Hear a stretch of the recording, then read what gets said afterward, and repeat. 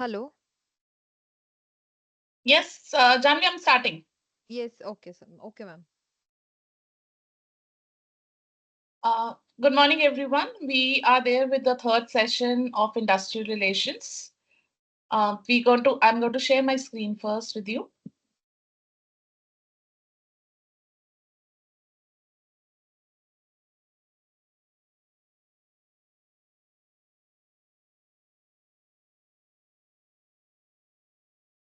So the topic that we're going to discuss today is the Industrial Dispute Act. This act was enacted in 1947. So this is what we go to start with. Let's first look at what we're going to cover in today's session. So in the today's session, the points for discussion would be industrial dispute. We're going to look at what is an industrial dispute, what constitutes an industrial dispute. Then we're going to look at the definition of workman in industry. Also, after studying what is a dispute, who is a workman, and who is eligible or falls under this category of industrial disputes, we will look at the definition of industry. After we have done this, we are going to look at how disputes are resolved. So, when the third point is dispute resolution machinery. So, machinery means the method in which it is resolved, the disputes are resolved. It's not related to the typical language that we see of using a machinery or operating a machinery. This talks about the process that is, or the bodies who are constituted who will help in terms of resolving the dispute in an industry. Then we are also going to look at two terminologies, which is called as adjudication and arbitration. Of course, this legislation looks at retrenchment, which is basically the termination of service. Then it discusses about layoff, what is a layoff under this particular legislation. And also, we're going to look at the provisions related to the strike and closure in this particular legislation. So, this is how we're going to start the discussion today. Before I begin, I'll explain you the background of what exactly is this act or what does this act constitute. So, act meaning it is a law. It is a law which has been enacted and it is operational since 1947 and continues to be in operation. So, in this course in industrial relations, there are different laws that we want to study. Like in the last class, we had looked at the Trade Union Act. Now here we go further ahead and talk about Industrial Dispute Act. Okay. Now what does this legislation talk about or constitute? If we look at this legislation is basically a piece of legislation which is calculated to ensure social justice to both employers and employees and advance progress of industry by bringing about harmony and cordial relationship between the parties. So the main objective of this legislation is to ensure that there is social justice not to only employees. We are also looking at employers here. So it's both ways. That there is industrial peace, there is industrial harmony. There is less disruption, less conflicts, or the conflicts are resolved properly, so that there are cordial relationship between the both the parties and the industry is able to operate. And as I mentioned in the first class, when it is a good IR scenario, when the relationship between the employer and employee is good, there aren't any problems. It not just helps the industry, the specific company that you are talking about, but it does help in the overall growth of the organization and also contributes to the economy of the country. Because you'll be able to produce goods, there won't be any disruption, there would be money generating, and you will be able to sell your products and goods. So, this is what ID Act talks about. We'll now talk about the objectives of this law. So, what exactly does this law do? Like Trade Union Act talked about recognition of registration of trade unions. It talked about what happens if a trade union is dissolved. What is the process which is followed? How are you going to use the funds? In the same way, this legislation talks more about the disputes. So, what does it say? It does not say that there are going to be disputes, but it says what are the disputes. So, you investigate into the dispute, know the root cause of the dispute, and not end with that. So they want to settle the dispute also. So it aims at settling the disputes as well. So this is what this legislation talks about. Now, what it also does is, apart from disputes and settlement of disputes, this legislation also make provisions in respect of layoff, retrenchment, closure, etc. Meaning it does talk about what is a layoff, in what condition is a layoff, what is retrenchment, what is closure. Any which ways, we will be discussing about these topics in details as we move ahead. Now, the purpose of this particular legislation, or the reason why this legislation is being formed, is to bring conflicts between the employer and employees to an amicable settlement. Meaning they say that, yeah, conflicts are going to happen. It will exist. Disputes will happen. But the thing is, how do we solve disputes and conflicts and come to an amicable settlement? A settlement which is agreeable to both the parties, meaning the employees as well as the employers. Also, the fourth objective, as I mentioned, this act provides machinery for settlement of disputes in case if the dispute cannot be resolved through collective bargaining. Collective bargaining is when two parties, which can be employer group and employees, employer group meaning the management, which may have representation from different departments and all those things. These people and the employees, they come and negotiate on certain things, which can be, say, for example, related to wage. Okay, you're negotiating uh, for everybody, not just for yourself.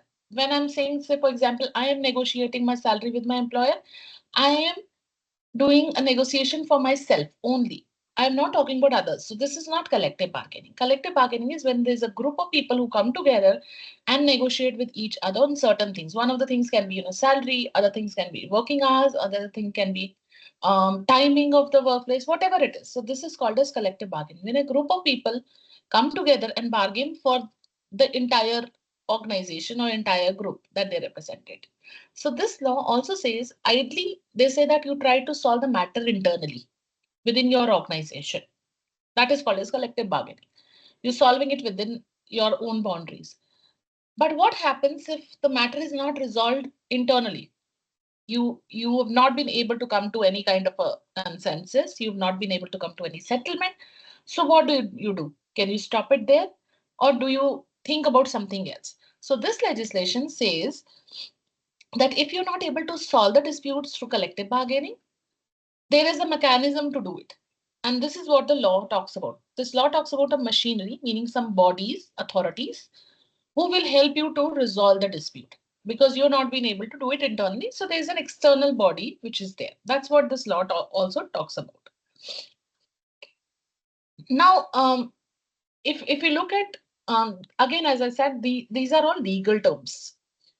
This is something which is there in the Bare Act, which is called as a law per se, the Industrial Dispute Act. Now, how does this law define industrial dispute? You may see this definition. This definition may be different from what we think. We may think an industrial dispute is between probably industries and things like that, or some kind of a disagreement. But the law here very clearly defines. So we will be having a lot of definition as far as this law is concerned. So this law will define industrial dispute in a very different way, something which is different from our understanding. So the law doesn't say that it's going to go by your understanding or my understanding. It says, what does the definition say? What has been stated in the law? So what has been stated in the law is this. It says industrial dispute means any dispute or difference between employers and employers, or between employers and workmen, or between workmen and workmen, which is connected with the employment or non-employment, or the terms of conditions of employment, or with the conditions of labor of any person. This is a very technical definition that you have. I'm going to break it down into different pieces. So if you see first part of the definition where I've highlighted in red color, it does talk a few things about parties who are there in the dispute. It suggests the parties who are there in the dispute. The second part talks about what could be the reasons of disputes. The reasons of dispute can be related to employment or non-employment. what we know is mostly employment. You would be thinking, what are reasons associated with non-employment? So I'll be giving some examples for it. Let's look at the most common dispute, employers and workmen. Say, for example, there is a group of workmen who ask for a hike on the salaries of their people by around 10%. They say increase the salary by 12% or 10%. So they say 12%. Now the management, who is the employer here, says that we are not going to increase the salary by 12%. We're going to only give an increase of 5%. The workers are not agreeing. The management is fixed on to the 5%, whereas the worker is fixed on 12%. They don't want to kind of negotiate, or they don't want to bring it down from 12% to any other percentage. So now if you see in this case, there is some kind of a dispute which is happening because both of the parties are not agreeing. One of the manifestation of the dispute can be the workmen say that we are not going to come for work. That's one thing that they may do. Second thing they can do is we will come for the work, but after work we will be protesting. So we will do some kind of slogan shouting and all those things outside your office. Okay. The third thing is, okay, fine, we will come, we will not do any slogan shouting, but we will, as a protest, we'll pair a say a black band saying that we are protesting what the management is doing. So these are all manifestation of the dispute which is happening between the two party, and they are getting into discussion. The discussion yet the dispute is there. So this is an industrial dispute because there is a disagreement between the two parties. There is a difference between the two parties, which can be in terms of the amount of money that you're talking about or anything else here. So this is an example of a dispute between an employer and a workman, which is the most common scene. We would be seeing these as the most common one even in an industry. Now come to the other aspect where you're looking at workmen and workmen. Now workmen and workmen meaning dispute between workers itself. So what can be the disputes between the workers? The dispute between the workers can be, for example, there are two groups of workmen, or I would say two unions, and there is a possibility. Like I had when I had talked about trade union act, I did say that there can be a possibility of multiple trade unions in a particular company itself. You can have one, two, three, four. They can be multiple trade unions, and multiplicity of a trade union was another issue that we had seen. So, for example, the company has two trade unions, trade union A and trade union B. Now there is a dispute between these two unions. I'll take the same example of 10%. Say, for example, that Union A is saying, we're going to look at 12% as the hike given to the people. Union B says, no, I am not okay with 12%. I suggest a hike of 15%. Okay. So there are group of people, two group of people. There is a dispute and disagreement between the two also. That's called as a dispute between the workman and workman. There is a possibility that there is no workman in a factory. Okay, there is no workman, no trade union, sorry, in the factory. There is a possibility one group has a problem. There is a group and there is another group. They may have personal grudges against each other. One of the member of the group, whom apparently is a leader, has a personal grudge against somebody else. Okay, maybe he doesn't like him or whatever. He may have personal biases, but because of that bias, this is creating some kind of a rift in the organization. It is hampering your work. This is an example of a non-employment because this has got nothing to do with the work profile. This has got to do with the non-employment of the work. So there are cases where people have biases, where they don't like each other, or they have a very different view of a person. That may result into some kind of a disagreement, or say for example one person says that we are going to do this, the other person who does not like him may disagree with him on everything. So this is something which has got to do with non-employment because you're not liking him, and it is getting resulted into actions of your not working in the organization. So this is another example of workman and workman and a dispute related between the two people. Now coming to disputes related to employer and employer, there is a possibility that there can be disputes between two employers also. Okay. I'll give you an example. There can be two employers like company A, company B, and company C. Now what happens is company A is say for example a retail store. Okay, it has all the It's a store like a retail store like your DMart and all those stores. You have a store like that wherein they sell all the retail products, the grocery items and non-grocery items and all those things that you have. Now, company A has been sold is planning to sell its business. There's an agreement between company A and company B saying that whenever company A is going to sell off the business, it's going to sell the business to company B only. The agreement between the two parties is we're going to only sell the business to you. Now, what happens is if there is company C who tells company A that if I will buy your business and pays a better price than B. Now, what does company A do? Company A tries to sell off its business to company C, okay, and not to B, wherein the agreement is between A and B. But you're getting more money from C, so you're selling your business to them. Company B files a case against you saying that you violated the details of the contract act. You're not supposed to do this. Okay? There's a violation. Whenever you're selling the company, the first right is ours. If we do not accept the sale, the right goes to somebody else. Okay? Then the company can decide to sell it to anybody that they want to. So this is a conflict between A and B, and C is also coming into picture. So these are again there's a dispute between A and B, and C is also involved. Ideally, you try to settle the dispute amongst yourself. If you're not able to settle the dispute, you go to the court. That's what the machinery talks about, that you go to the court. So there's a dispute between an employer and employer also. Another example can be family businesses. Two brothers in a family run business. There is a lot of business, lot of companies that it's under their own umbrella.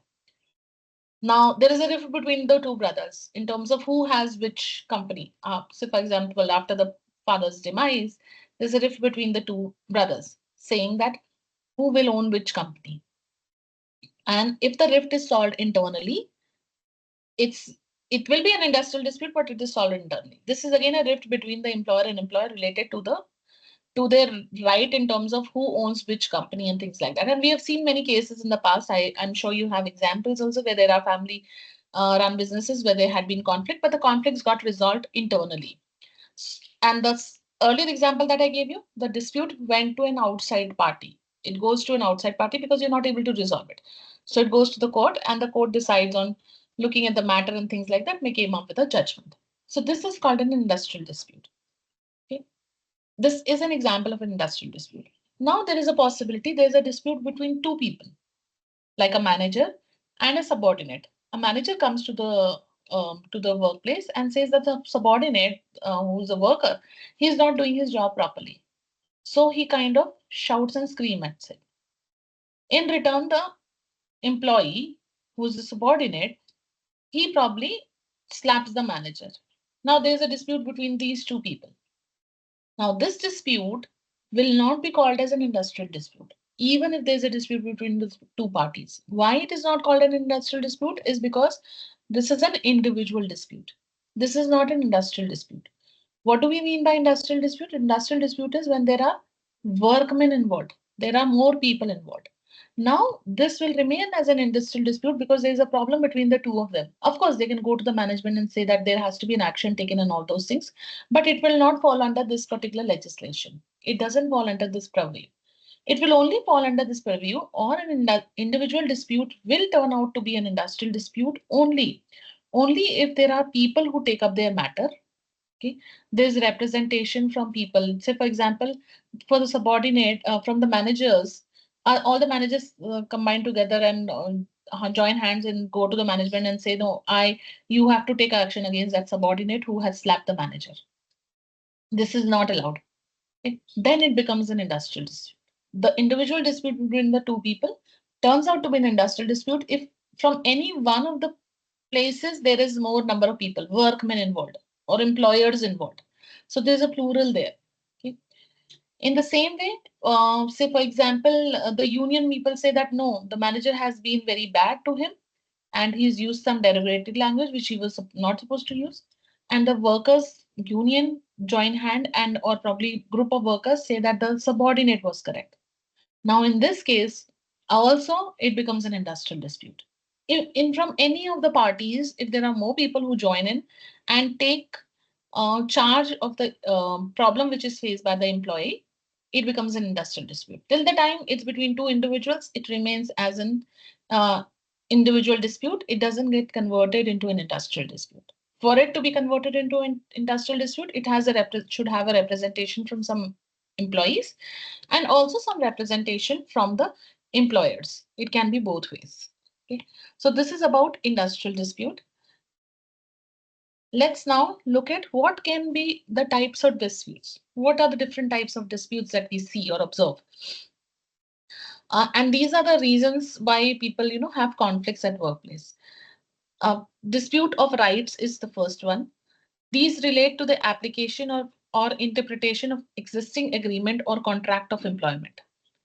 This kind of dispute, if unresolved through negotiation, is very amenable to resolution through arbitration or adjudication. We'll talk about arbitration and adjudication later on, but these are the kind of dispute which talks about rights.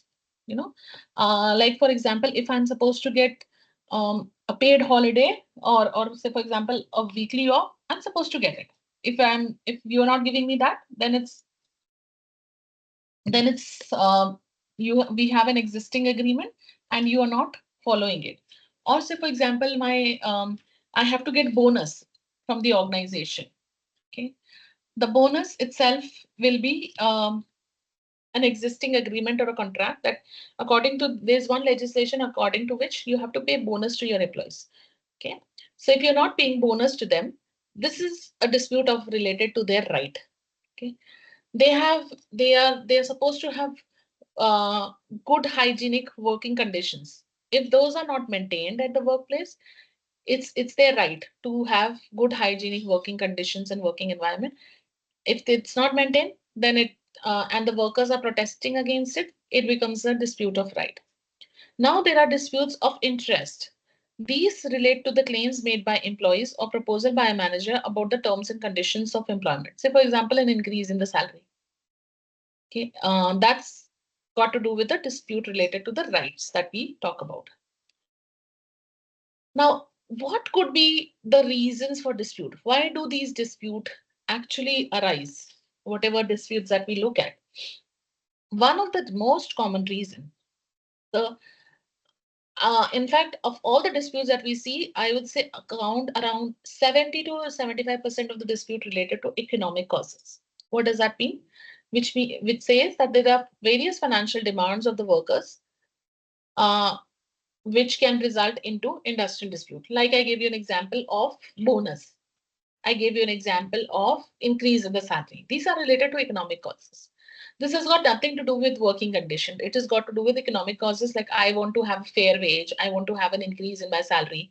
I want to have a good bonus given to me. These are all the economic causes that we have. The second part is the political causes. Okay. The political causes is political leaderships of trade unions wherein focus is on achieving political interests and the interests of the workers. Let's look at our earlier classes of Trade Union Act.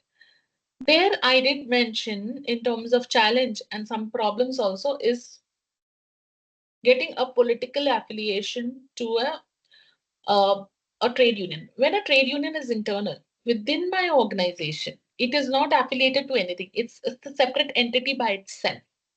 I'm not too worried as an organization because what happens is it's a matter which is internal to me.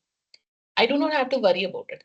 But what happens is at times we had list in the last class we had seen the list of different trade unions at the national level in Turk, Turk, Hind Mazdoor Sabha, and all those big names that we're talking about.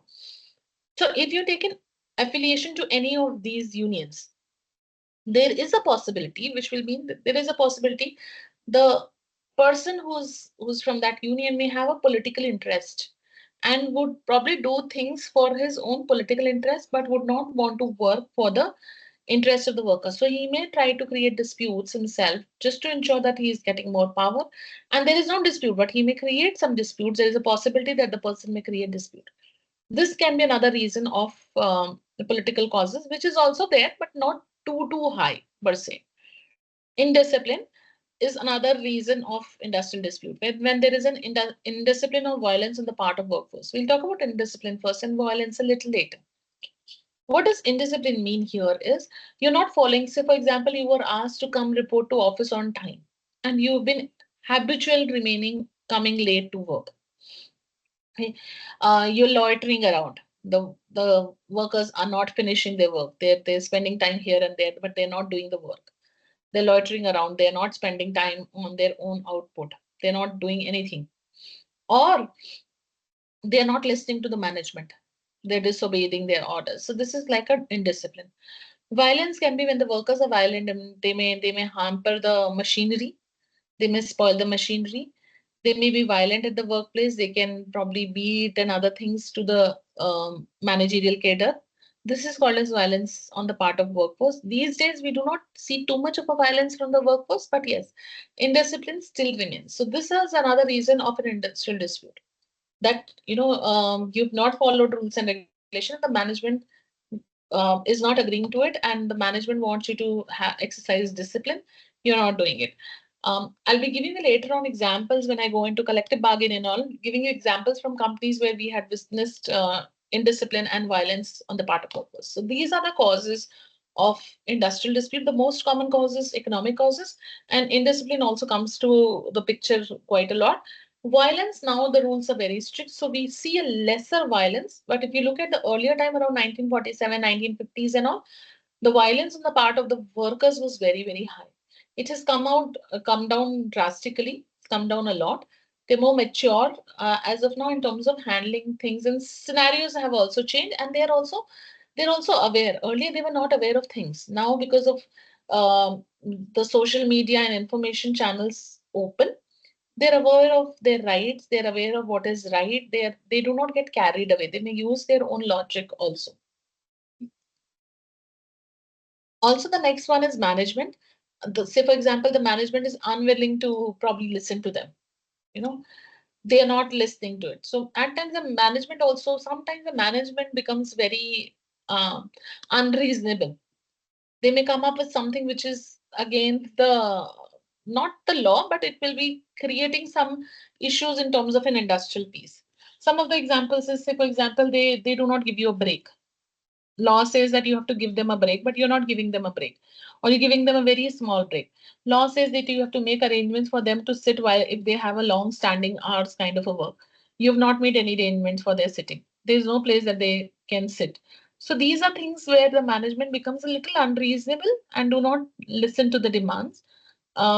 Nowadays, we've seen a better view. People are more aware and people are more open. So that's something which is lesser now. But there is a feeling that management may also not recognize the trade union. Say, for example, a trade union is formed. The Trade Union Act talks about registration and not recognition. It only talks about registration. So, say, for example, a trade union is formed and the management says you are not the company a person with whom I'm going to negotiate. So this may create problems inside the organization where the union will say you have to negotiate with me. They may not give them a recognition as a negotiating agent. They may be registered, but the management doesn't recognize them and they say that I am not going to talk to you. I don't have to talk to you, I'm going to talk to another set of people. So this is what the recognition comes in. This may also create rifts because a trade union may say that I'm not going to listen to you, I'm going to follow what is I want to follow. Absence of grievance redressal machinery, meaning there is a grievance redressal machinery. There is a way in which you want to, if there is a grievance among people, that has to be handled. At times, the grievance redressal machinery is there, but they do not do anything about the grievance. Like you may have a grievance, but nobody acts on it. This is where it creates problem and it leads to accumulation of grievances because you've not acted on those grievances. It will create converted into a dispute. Grievances that you're not happy about certain thing. It would get converted into a dispute when you're not listening on it. Continuously you're talking about it, but you so for example, the canteen food is not good. The management is not doing anything about it. It goes on, goes on, goes on. They keep on giving the same canteen food. It will convert into a dispute when they start protesting or they say that we will not eat the food. Say, for example, they decide not to eat the food in the canteen. This is a way of protest. So this is an industrial dispute which gets converted from a grievance. Inadequate government dispute resolution machinery, meaning there is a dispute resolution machinery external. government. If they are not able to do their job well, it will also cause industrial dispute. And there can be certain miscellaneous causes like, contractual worker at the workplace getting a different salary, your regular people getting a different salary. So there can be multiple other reasons also. The transport arrangement is not good. Okay, the canteen food is not good. The quality of water is not good. What there can be other such reasons associated which causes industrial dispute. Now, once we have looked at what is industrial dispute, we'll quickly move over to something which is called as industry. When we say there are few things in terms of an application of this legislation. One is you should, first of all, it should be an industrial dispute and not an individual dispute. Once it's an industrial dispute, are you an industry? The second clause is that. And the third is you may have an industrial dispute, you may be an industry, but you are not a workman. Okay. So that's another thing that we look at in terms of industrial disputes. So let's first look at what is an industry. An industry is basically what, where will be it applicable? Industry, the connotation that we see is manufacturing industry. You're talking about a group of industry. This is not the case. It's basically in this particular connotation, it's one individual entity. Like I'll give you some examples like IITC, that's one industry. Tata Motors, one industry. Infosys, one industry. Wipro, one industry. Though they may be manufacturing, like Tata and ITC may be manufacturing industry. So we do not talk about manufacturing industry. We talk about this is a specific separate entity by itself. It's not a group of companies or group of or sector that we talk about. Industry here means a particular entity itself. So it can be any business, it can be any trade, it can be any undertaking, it can be any manufacture or calling of employers and includes calling, service, employment, handicraft, or industrial occupation or avocation of workmen. So this is the definition of industry. What it means is, if I have to say X company is an industry under this legislation, it can be an industry if it is doing any kind of a business. Okay.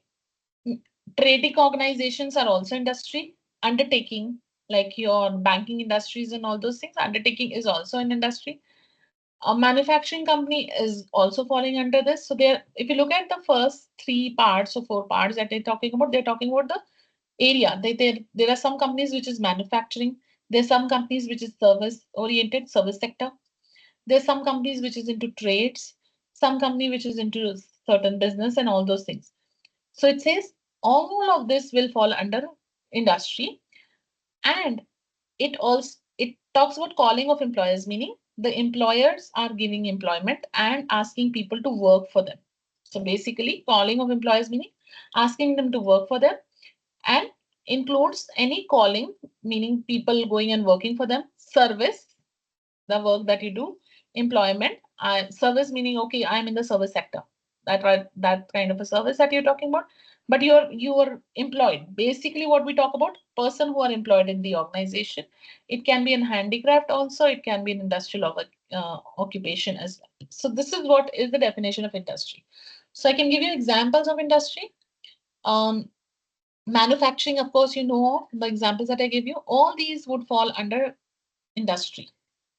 Meaning, if there's a dispute in a particular automobile company, first of all, going to see it's an industry. Yes, there's an industry. Is it an industrial dispute? Yes, it's an industrial dispute. The dispute which is raised by the people, are they falling under the category of workmen? Yes, they're falling into the category of workmen. So this is all will come under this particular legislation. Now, what happened was in this particular case, there were a lot of issues in terms of industry definition. If you look at the definition that I'm talking about, it includes everything. No, lot of companies does it include. And there were a lot of companies which came into existence. Here, in this case, what happened, even education institutions were falling under definition of industry. So if they were having any problem, it was termed as an industrial dispute. Even the temples and the trust run temples were falling under definition of industry. So if you throw out the priest from the temple who's getting salary from the temple, he said he could file a case against the company saying that there's an illegal termination. So there were a lot of things which is coming on under the definition of industry because it was not very clear and and uh, clear and specific in terms of what we are talking about. So what happened was there was an amendment which was made in the definition. Of course, this amendment has not been notified yet. It is still to be notified. So as of now, this is the definition which exists, the earlier definition. This has been amended where some judges have come and proceeded over a particular case which happened, and they came up with a revised definition. They said that the revised definition will give you more clarity as to what it talks about. So the amendment definition says it is any systematic carried activity carried out between the corporation of employer and employee. So basically, it says that you have to have an employer and an employee there, and his workmen, whether the such workmen are employed directly or by an agency, including a contractor, meaning the contract workers who are working in my industry. Say, for example, I'm an automobile manufacturing company. I have a manpower of 5,000 people. I take 2,000 more people because I cannot increase my headcount. I take them on contract. And I said, you will be doing the job in my company on a contractual basis. You're not my regular employee. You are on payroll on some other agency, but working for me. So these people also are included for the production, supply, distribution of goods and services with the view to satisfy human wants and wishes. Whether or not any such capital has been invested for the purpose of carrying on such activity, meaning that basically it says that all kind of activities which is related to production, supply, and distribution of goods and services with a view to satisfy human wants is what they had said, and there is included under this definition. And such activity is carried on with a motive to gain or make profit. So non-profit organizations do not fall in here because they're not made with a objective of making profit. Of course, they have to take care of their own expenses, and that's the reason they may earn money, but not in terms of profit as a motive. So non-profit organizations, NGOs would not be included here. Any activity of the Dock Labor Board established under Dock Workers Act. So this also is included here. The dock workers and the dock people who are working on the docks and all, they're included. Any activity relating to promotion of sales or business or carried on by an establishment is something which is related to, say, for example, an advertising agency. It's also an industry under this particular legislation. Um, your banking also would come under your this thing, the business as well. And or your advertising agencies and all those things. The IT companies later on, if you look at the definition, it is got to do with because talks about services. So that's the reason it's also an industry. Even the advertising agency, it's a services. It is included in this particular definition. They had excluded some of the things from the definition, like the educational institutions they had excluded, hospitals and dispensaries they had excluded, um, the agricultural activity they hadn't excluded, okay? Because they are also you supplying, you're producing goods, you're producing your grains and whatever it is, supply, agricultural supply for certain purpose. So they all this was excluded out of the definition. So the amended definition means it has been amended, but it has not become applicable because there's no year of enforcement which has happened for this particular thing. But depending on if the case goes to the court, the judge may take a decision on looking at the earlier definition on this definition also. They may look at this definition also and see whether you are an industry or not, first of all. And then they can proceed further with the case. So this is what the amended definition talks about. Now we're going to move to the next part of it, which is a little more technical in nature and will have a lot of things which we have in the definition of a workman. As I said, anybody to file a case under this law, if they want to, or somebody to act on your dispute, first of all, it has to be an industrial dispute. That's the first key point. Or I would put the other way around. I would say you should be an industry first. That's the first key point. Second is, are you a workman? Because then only it's applicable to you. If you're not a workman, it's not applicable to you. The third thing, is it an industrial dispute or it's an individual dispute? So we have looked at industrial dispute definition, we have looked at industry. Now we talk about workmen. Okay. Who is a workman under this particular legislation? This legislation says any person, including an apprentice, employed in any industry to do, now they're talking about the kind of work that they do, which defines who's a workman. Any manual, unskilled, skilled, technical, operational, clerical, or supervisory work of hire or reward, whether the terms of employment be express or implied, and for the purpose of any proceeding under this Act in relation to an industrial dispute, includes any such person who has been dismissed, discharged, or retrenched in connection with or as a consequence of that dispute, or whose dismissal, discharge, or retrenchment has led to the dispute, but does not include any such person. Okay. Now, this definition is given in the law. If looking at the definition, it may look to be very confusing. So what I'll do is I'll break this definition into different parts for you to understand it better. For our understanding, first of all, we're going to break it into parts by looking at the highlighted red letters that I have talked about. No? The one that has been highlighted in red, which talks about manual, unskilled, skilled, technical, operational, clerical, and supervisory. So basically, when I say who is a workman, he should be either doing work which will be manual in nature. Manual may be operating a particular machine. Manual can also be loading and unloading of the product. Okay. Unskilled. Unskilled is again where you do not require any skill. Okay. You just say, for example, you just have to start the machinery. That doesn't require any skill.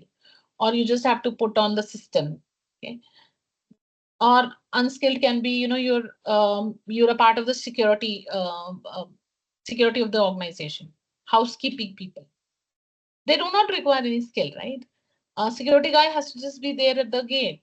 That's what his. So this is a kind of an unskilled work where it doesn't require any kind of a skill. Skilled is where if I have to use a particular machinery, I should be able to use it because I need to have a skill to do that. No, I should have done, say, for example, if I have to do some welding work, it requires a skill. I'm doing some fabrication work, it requires a skill. Like, for example, your carpenters, they are skilled. They have that skill because that's a skilled category. Okay, your plumbers, again, skilled. Okay.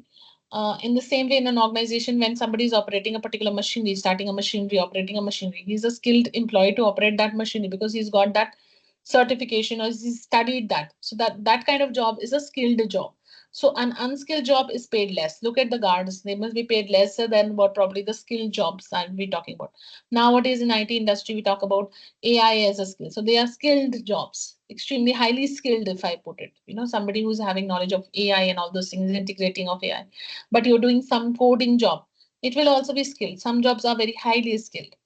There can be jobs which is semi-skilled. So these are the jobs that we're talking about. Technical, meaning which has got to do with machinery. Operational, again, which has got to do with machinery. Technical could be your area, like you're in the production. You can be in the finance, again a technical, though it is not got to do with the machinery, but your technical area, HR, marketing, whatever it is. Operational, where you're working on the machines, you're starting the machines, you're ending the machine. Clerical, which talks about you may not work on the machines, you may not deal with the machines, but you take care of the back end role. Like you're a clerk in a finance department, you're supposed to just collect some documents, enter data into the system, like data analyst role.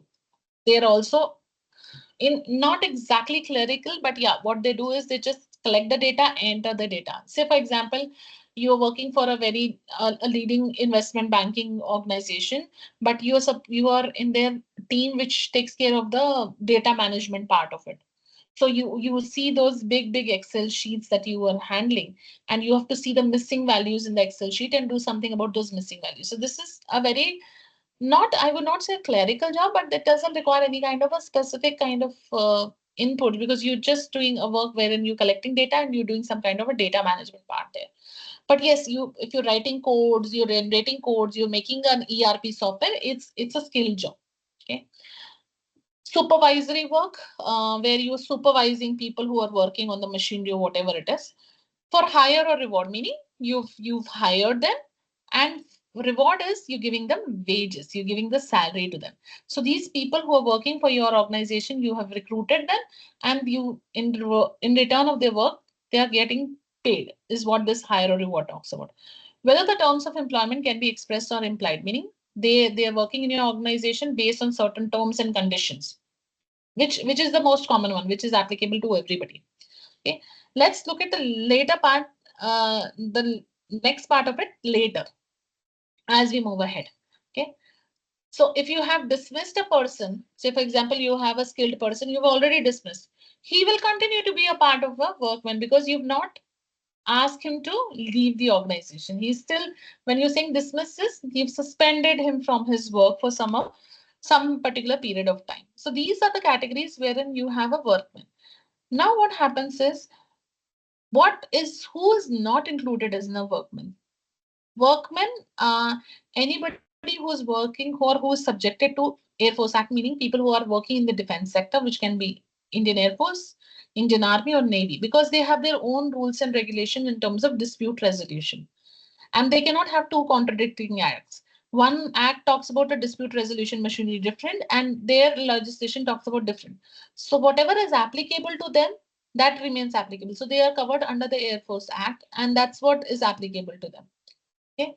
Also, the people who are employed in the police department, okay, who is employed in the police service or as an officer or other employee of prison, meaning not the prisoner.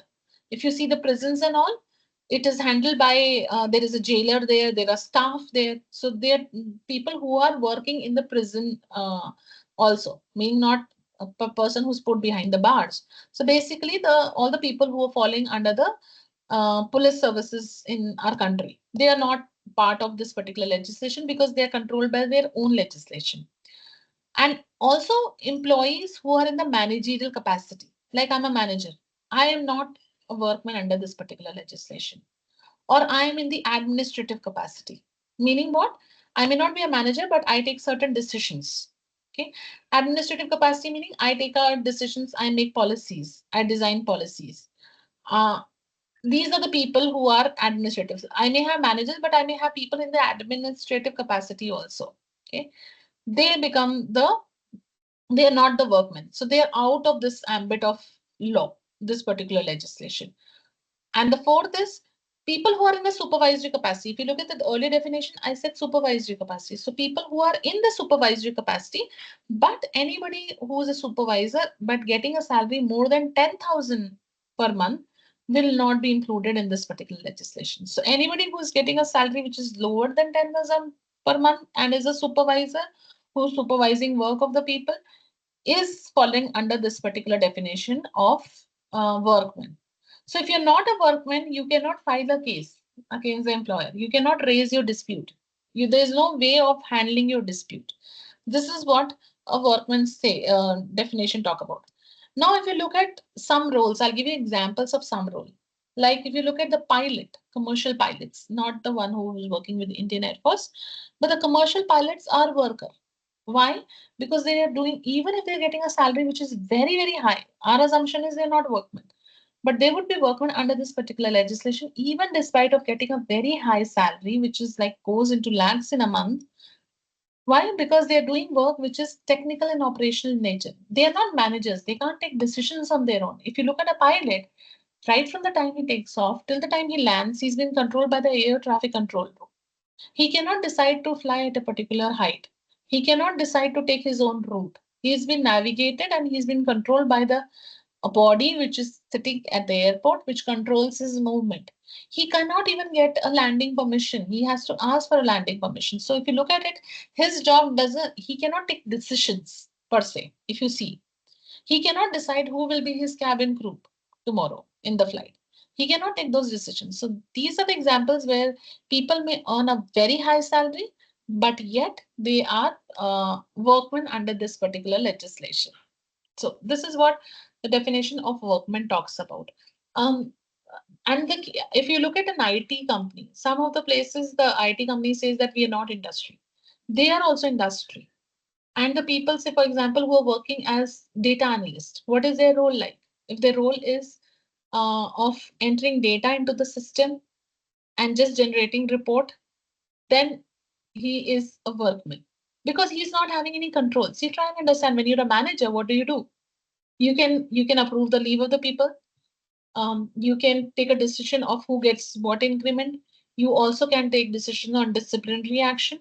All those things come into picture when you are a manager. So managers are not included in it. So anybody who has got more power, little authority will not be a workman under this particular legislation. And even if they are terminated, they cannot file a case against the employer on the ground of Industrial Dispute Act, meaning this act.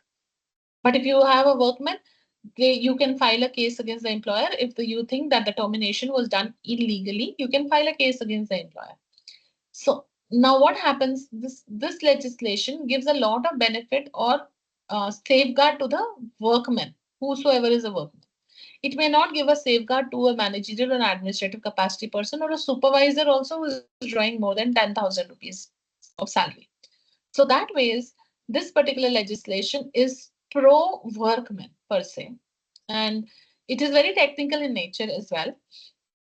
So the management would like to have more and more people not falling under the category of workmen. Okay? So they may give them some additional responsibility and try to move them into a managerial category. Okay? They may try to give you powers to take certain action against some people, and you may feel nice about it, but they're moving you out of the ambit of the workman, because then you're not falling under the workman category. You cannot have any mechanism to go to the court per se. There is no mechanism. So this is what the workman definition talks about. Now we said that there are disputes which happens in an industry. There are disputes which will keep on happening in industry, and the disputes have to be resolved. Now let's look at how the disputes are resolved or settled, if you put it like that. Okay. How are the dispute resolved? These are the bodies which has been formed, which is not through collective bargaining. Okay. So these are some mandatory bodies which is there. One is called as a works committee. Second is called as a conciliation officers. Maybe one officer only. Board of conciliation, court of inquiry, labor courts, industrial tribunal, and national tribunal. So if you see, these are the I did talk about dispute resolution machinery. So this is what it is. This is your dispute resolution machinery under this particular legislation. Let's look at the first one. There is a works committee. So works committee is a mandatory thing that you have to form under this particular legislation. If you're in industry, like for example, Tata Motors or ITC, as I said, um, or any other industry that you can think of, what they have to do is they have to, in their factory, wherever is their factory, uh, if the factory is employing, say for example, let's look at Tata Motors. They have got plants everywhere, factories everywhere. They have factories in Jamshedpur. They may have factories in Pune. We look at Ashok Leyland. They have a factory in Chennai. You look at Titan. Titan has a factory in Bangalore. So you have factories all over. All these examples that I'm giving. So if your factory, whichever is your factory, say there's a factory in Bangalore, if it is employing 100 or more workmen, you have to have a works committee. You have to form a works committee. So there would be a committee which is formed. This is not it's not a temporary one. It's a permanent committee which is there. So any factory which is employing 100 or more workmen have to mandatorily have a works committee. Now, what does the works committee do or compose of? So it's a bipartite composition, which means it has representation from both the parties. Bipartite meaning both the two parties. Two parties here is worker as well as employer. So it says it has to have equal number of workers representative as well as employers. So whatever is the constitution, you have to have equal. So for example, 10 members are there, 5 members have to come from workers, 5 members from the employers. You have to, this is mandatory. You cannot have the entire 10 members on your own. Basically, what you're trying to do is you're making it more democratic and you're making it very neutral as a body. Okay, they will come together. This is the composition which is formed. Now, what do? They promote measures for securing and preserving unity and good relations between the employer and the workman. Say, for example, there was an issue of wages that I talked about, increase in the wages by 12%, and the company is saying, no, we are not going to give you a 12%, we're going to give you a 5%. So this dispute will come to a works committee. If they are not able to solve it, then it may go to the works committee also. The works committee team will try to resolve the dispute between the two parties. But what happens is the members, say for example, the 5 members that you're talking from the workers are from that group of people who are protesting, then it will be a problem, because then you will not be able to resolve it, because these people are already there who's against the thing. So there has to be some representative from the management and some from the workmen. So this is what the works committee do, tries to solve or settle the dispute internally through its own processes, is what this works committee does. I'll talk about what are the objectives of this work committee. If you look at the objective of the work committee is to strengthen the spirit of voluntary settlement, meaning let's try to resolve the dispute. So it encourages people to solve the dispute internally, so that you don't have to go outside, because when you go outside to resolve a dispute, you really don't have control on a lot of things. The second part is to promote measures securing good relationship. So it tries to ensure that the dispute is resolved and there are good relationship between the employer and the workman.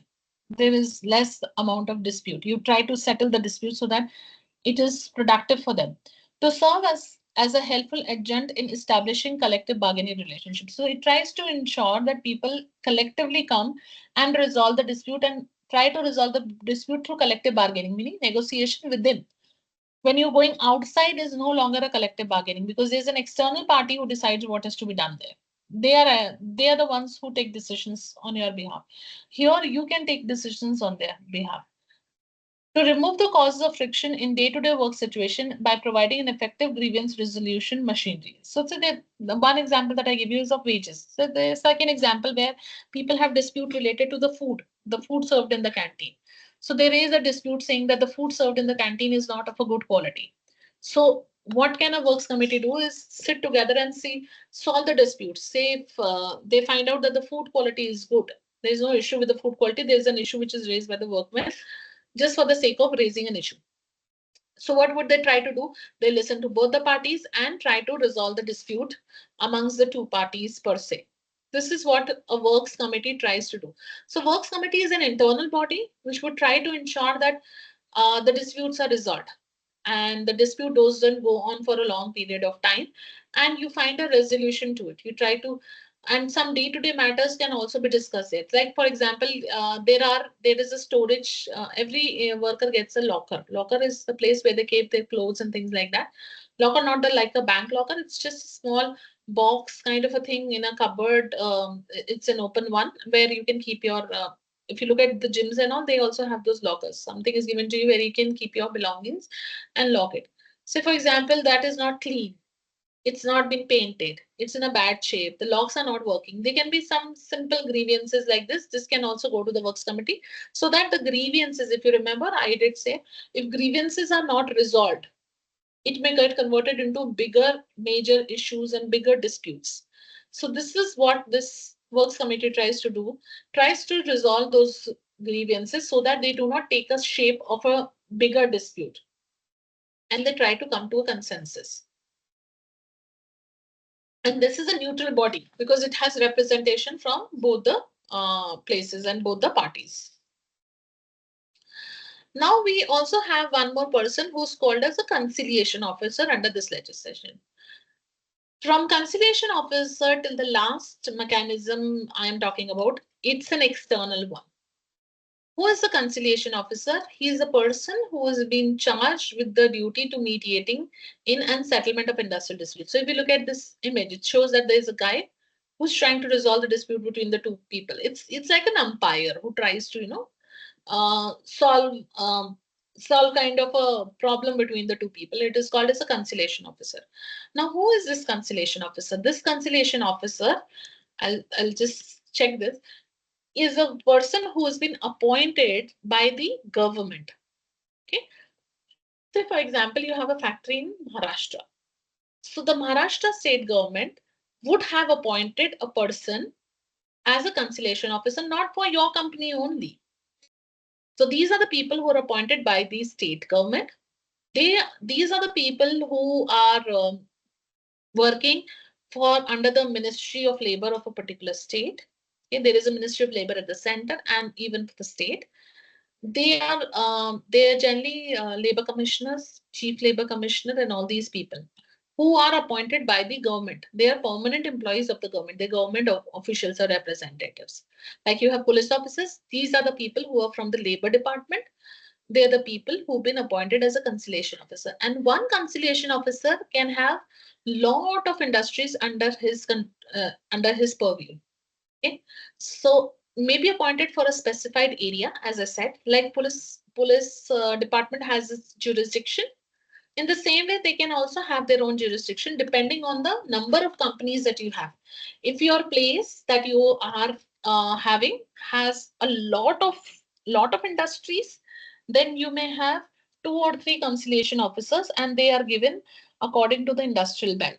Like there are some places which is like if you look at Karnataka, especially Bangalore, you know, you would see a lot of IT industries, IT companies here, lot of IT companies here. But if, as I give you an example of Maharashtra or Gujarat, you will see a lot of industries there, manufacturing hub. These are manufacturing industries that you're talking about.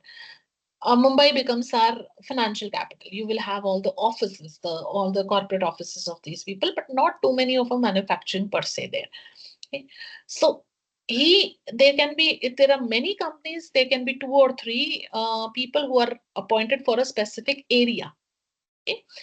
Uh, they are appointed as conciliation officers. So any industry which comes under, or any factory which is there in that area, that will come under him. Okay. So if there is a dispute, he has to help the company to resolve the dispute because he's an external. This guy is completely neutral, outside. Okay. Or for one or more specified industries, either permanently or for a limited period of time. Generally, we see it is permanent. These are all permanently made conciliation officer. Limited period of time is very rare to see. Depends if there are not many industries, so they may make somebody as a conciliation officer for a limited period of time only if there is a dispute which comes up. So these are the positions which are permanent positions. We'll take a break of 5 minutes and then we'll resume.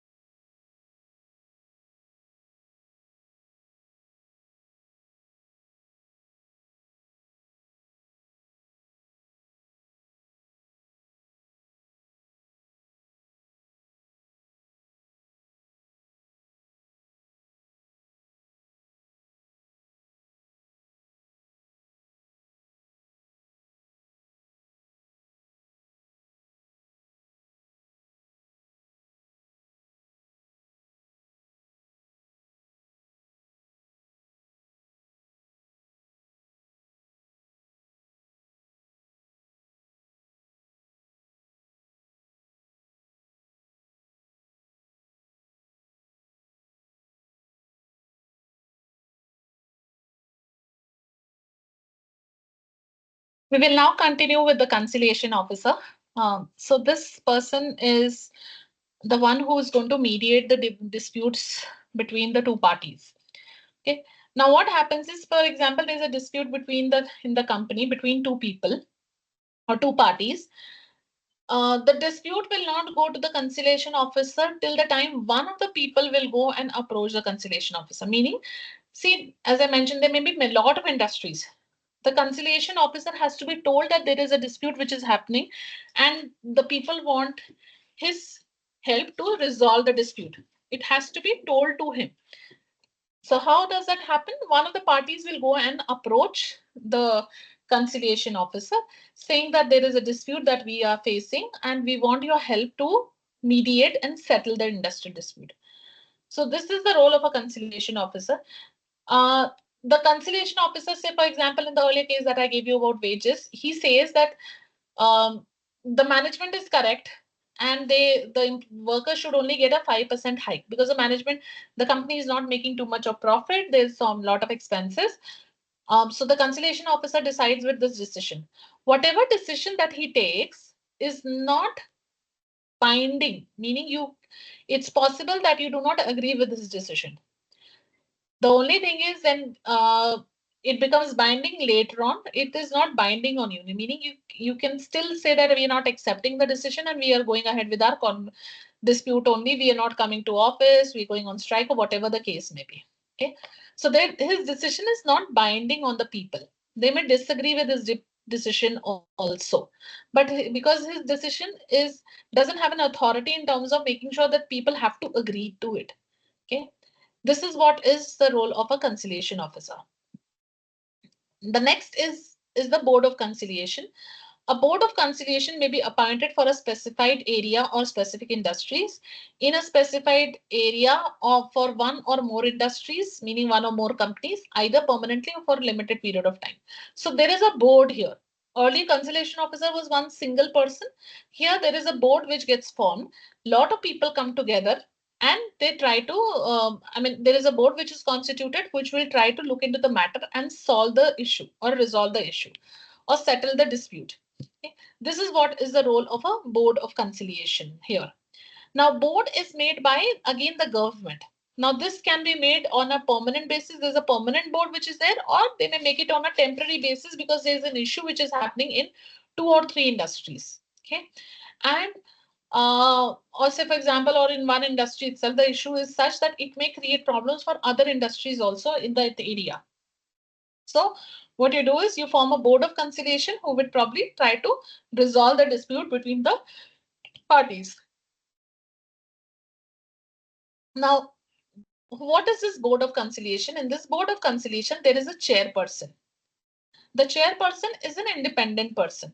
Okay. There are members who's there in this board, and there is a chairperson who's an independent person.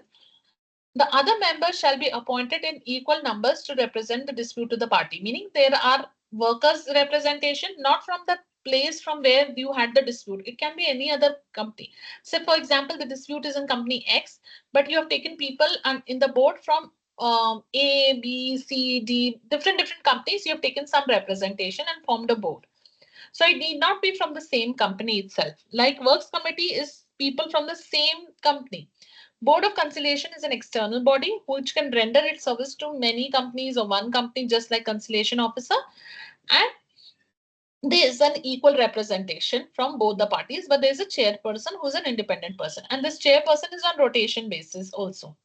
Okay. This position changes over a period of time as well. So they try to resolve the dispute. So for example, there is a conciliation officer who's not able to resolve the dispute, and there is a dispute which may create problem for other companies also.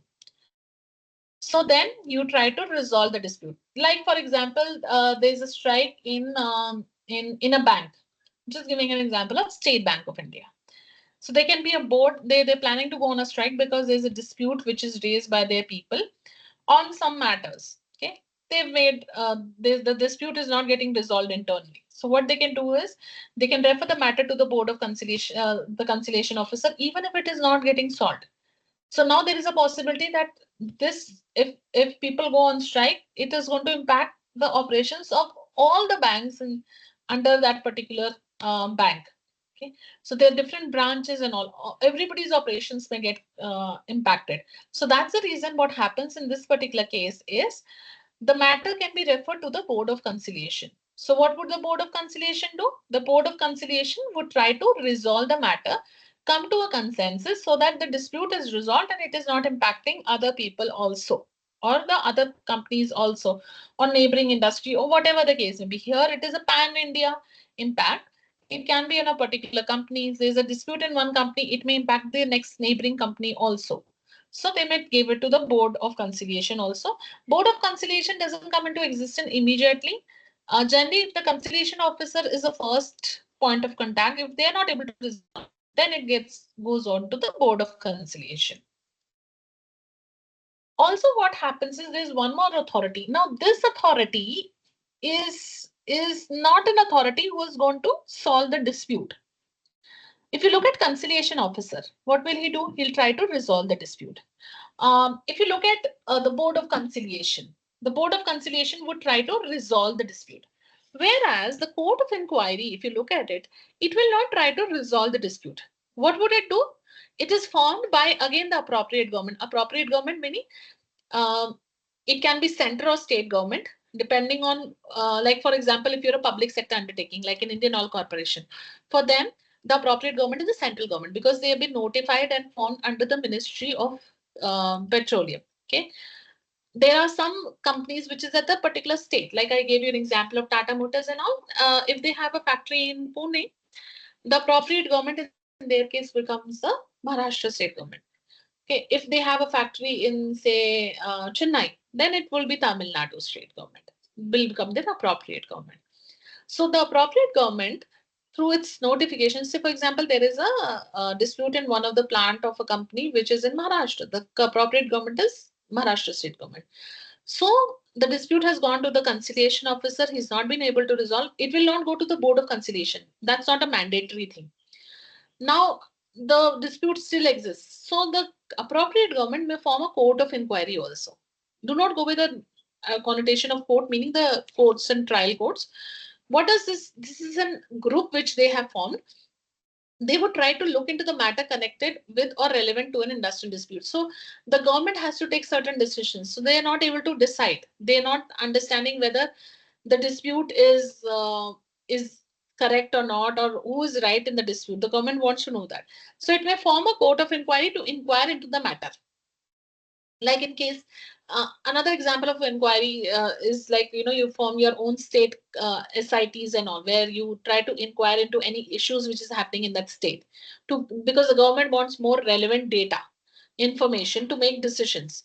In the same way, they will form a court of inquiry which will not do anything. It's a fact finding machine. It will collect data and give it to the government, and then the government can take these certain decisions on their own, whether they would like to get involved in the dispute, or what do they want to do.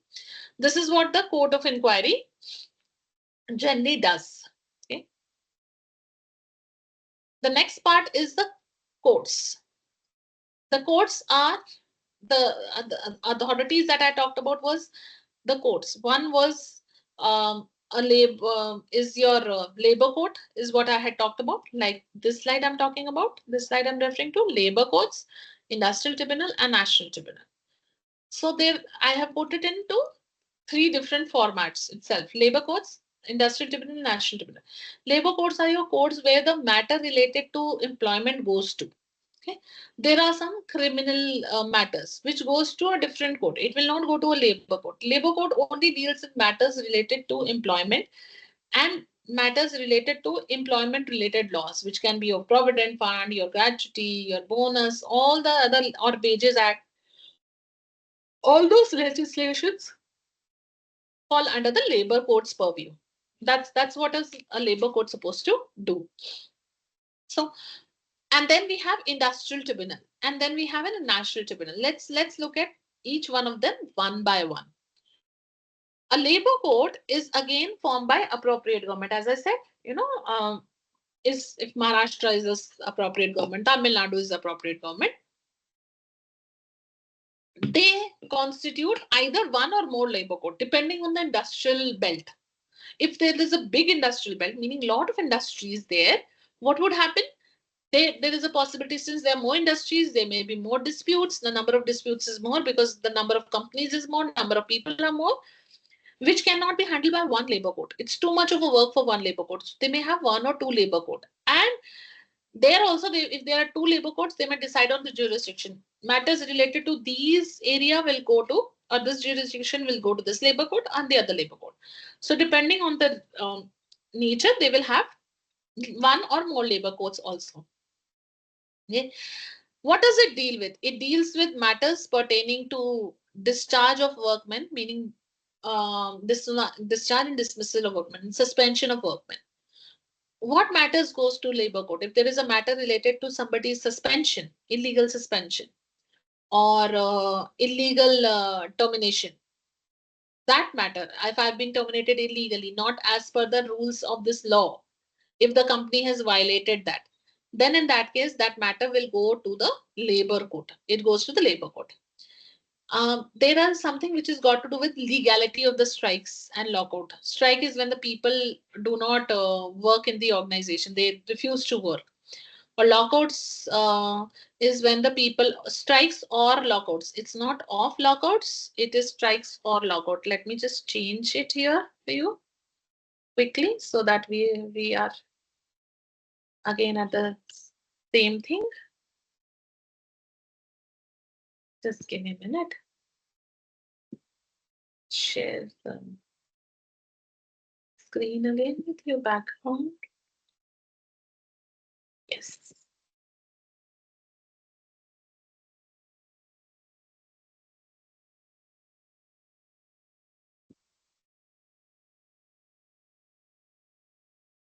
So this is what it talks about, legality of strikes or lockouts.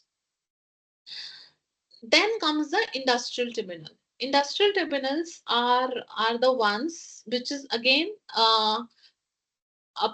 appropriate government constitute one or more industrial tribunal. Now what happens is generally you may have two or three labor courts in a particular state, or four or five labor courts, but there may be only one industrial tribunal or two industrial tribunal. I have seen more of labor courts and less of industrial tribunals. So more number of labor courts in a particular state, and industrial tribunal can be one or two.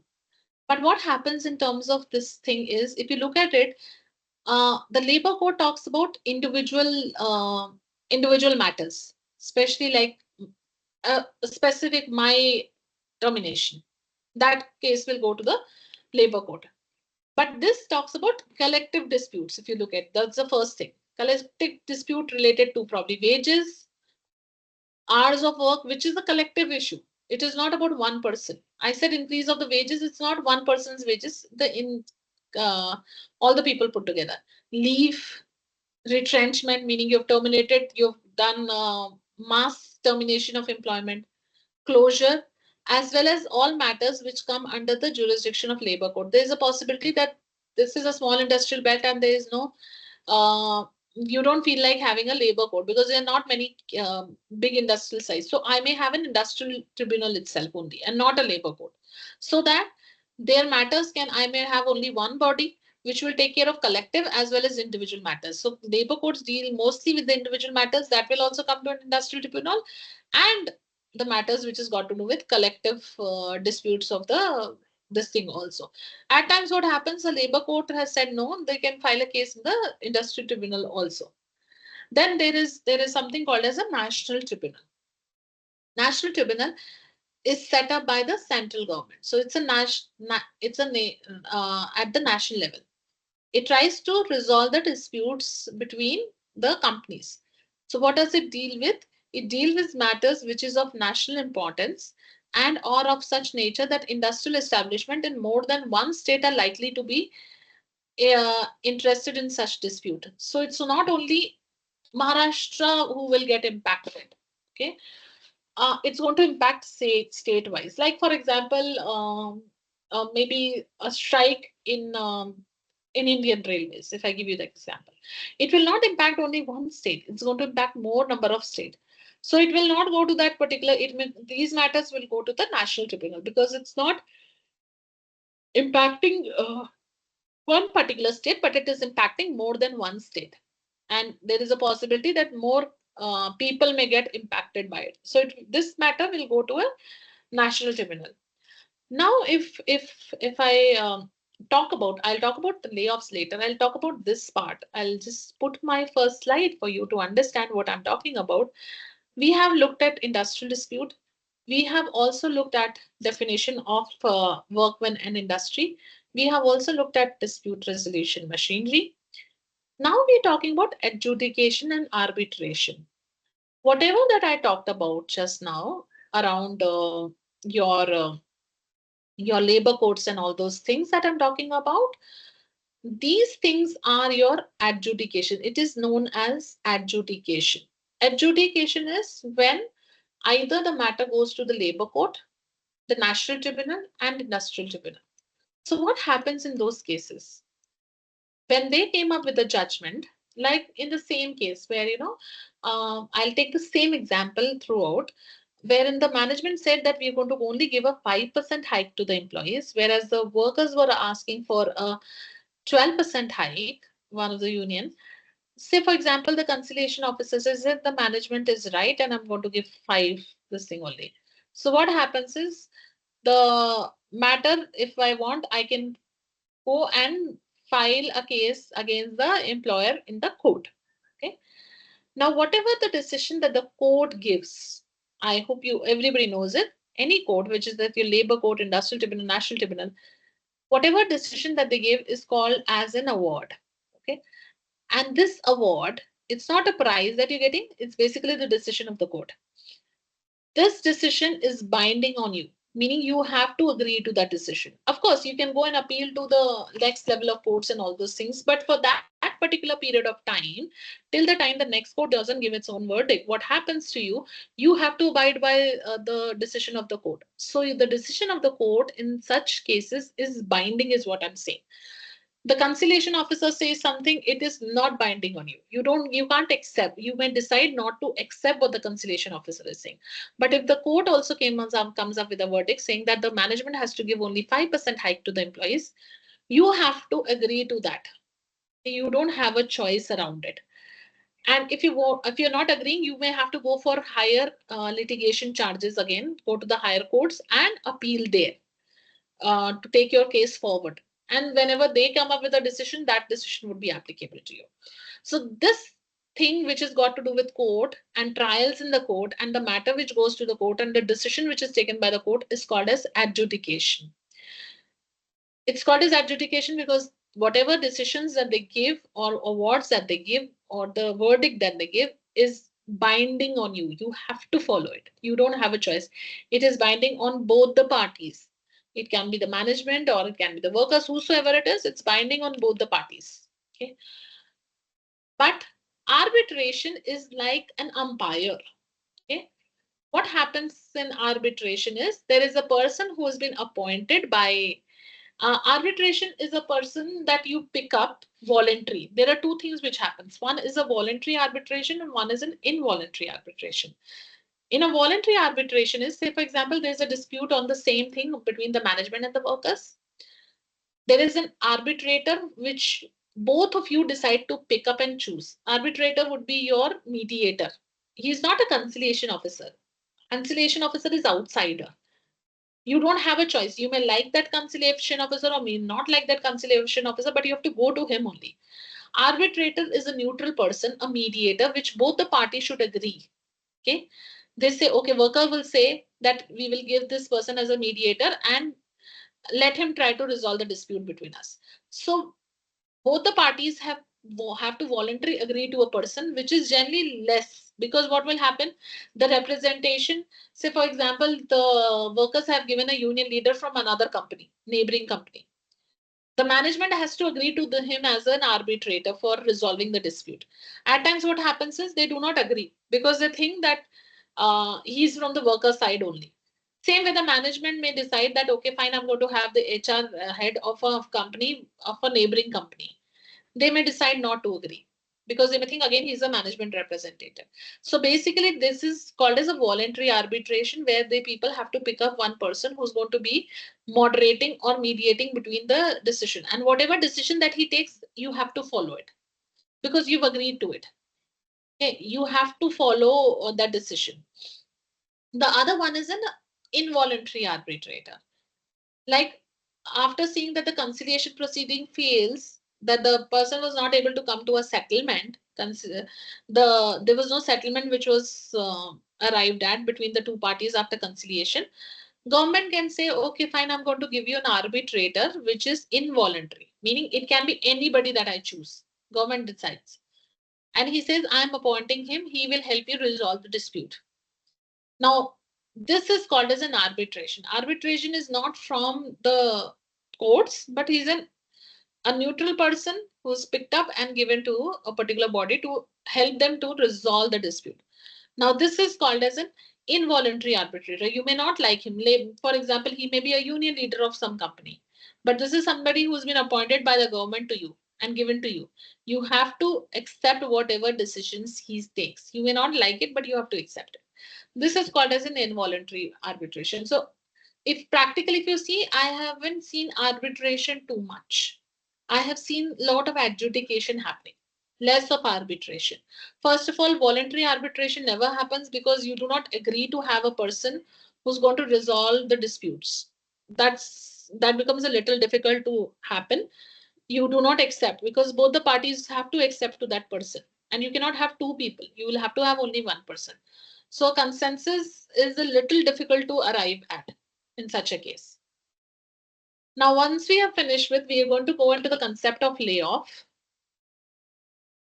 See, try and understand the definition that you see outside. The terminology which you've seen outside is very different from under this particular legislation. That's a terminology where you see that people lose their job completely. But here, this legislation talks about something else. Okay? It's only for this legislation.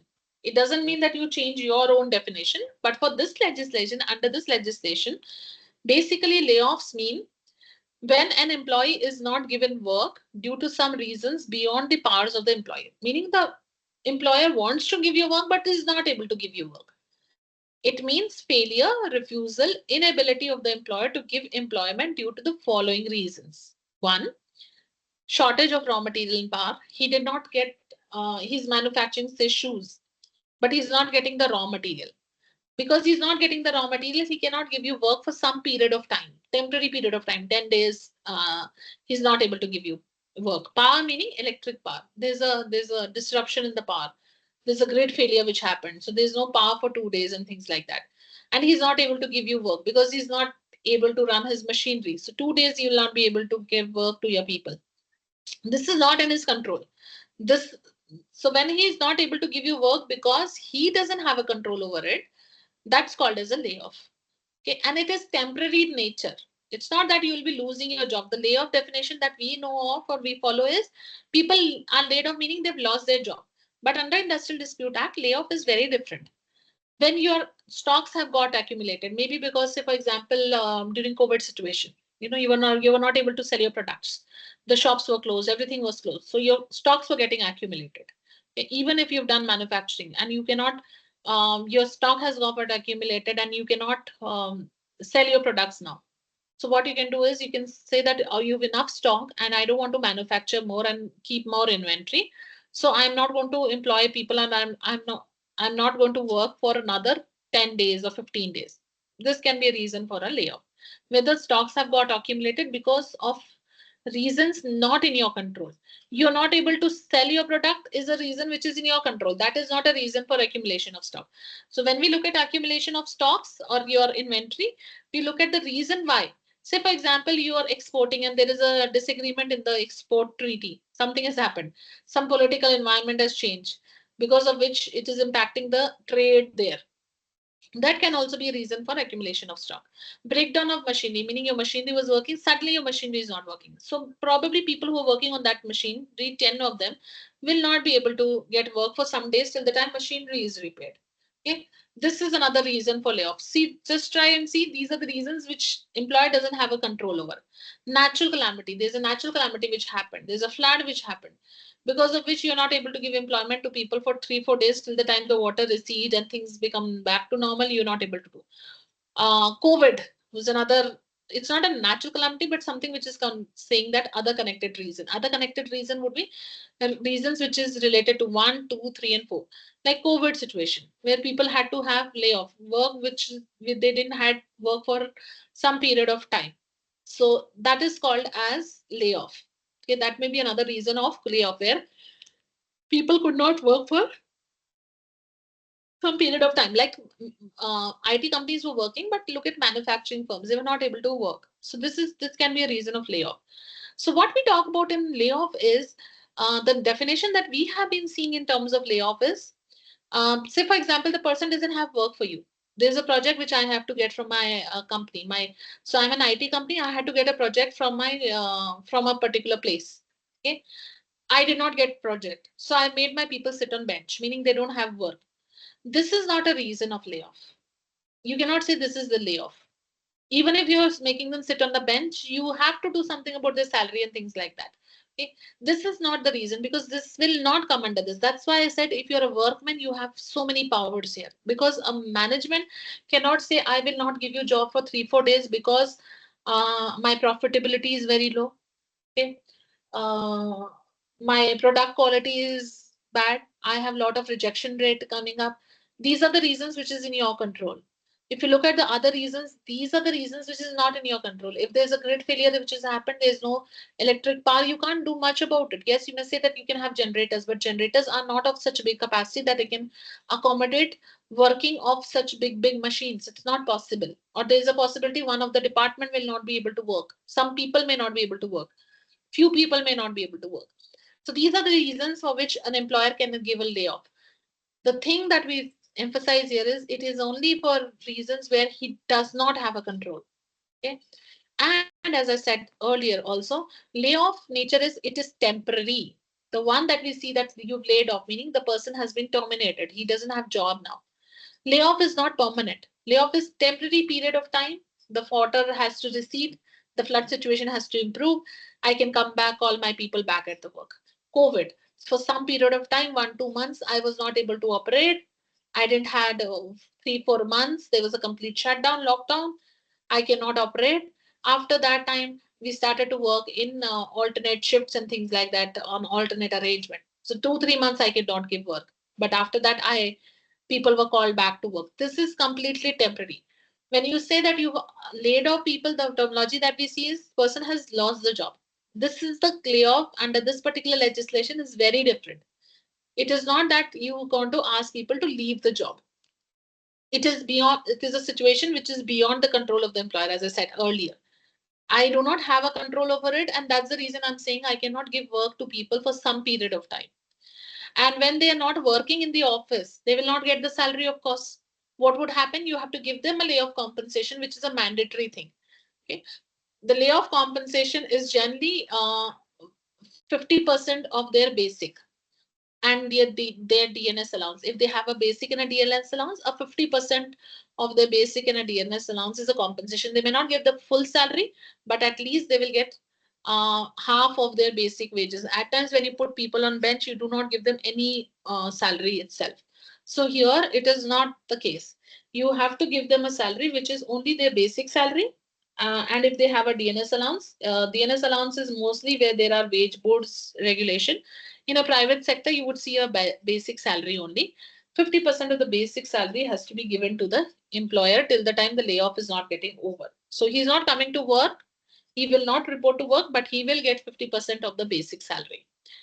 And it is only relating to workmen. It is only applicable to workmen whose name is there on the muster rolls of the employer, meaning who are your employee, your people on your payroll, not the contractual one, not on the agency's payroll. No, it's only applicable to people who are your employees, people who are on your payroll and not on the agency's payroll. So this is the concept of layoff. Now we'll move to the next concept, which is around retrenchment. Uh, Retrenchment basically is the termination of service. Like what we see, that I have been laid off and all those things, meaning I've lost my job. That's actually retrenchment as per this law is concerned. Okay. It says that the termination of a service of a workman for any reason whatsoever is called retrenchment. Okay.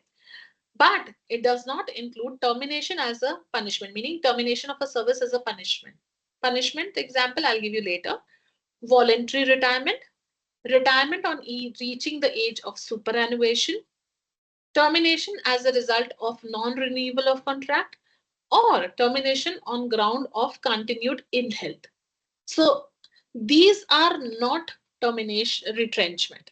Say for example, your service has been terminated because you have been found stealing something in the organization. So what would happen when there is something like this happen? There's a domestic inquiry which happens. Domestic inquiry meaning an internal inquiry which happens. And the inquiry officer and the inquiry committee finds out that you are at fault. Okay, you actually stole something.